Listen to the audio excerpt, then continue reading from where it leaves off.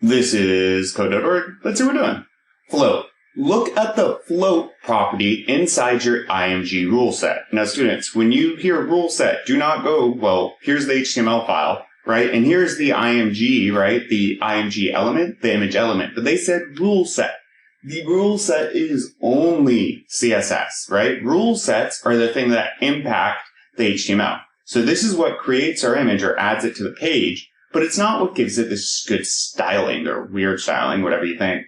It is styled by a different file. This index.html file, this is like a Word doc, except an HTML document. Now the style sheet, it tells us on line 4, we named it style.css. So now I'm going to go over here and click on style.css inside your IMG rule set. Okay. And here on line 15, the letters IMG, curly brace, all of this stuff from line 15 to 23, that is getting applied to our images. So float left, width, this changes the width, it gives it a border color. All of this is happening to our images. Now, discuss with your partner, you're my partner person on the computer, what you think it does. Well, I think it makes the images float. Well, I don't know, move, right? Change to the left, right. Well, I guess we'll find out. I mean, I do know. It moves some, right?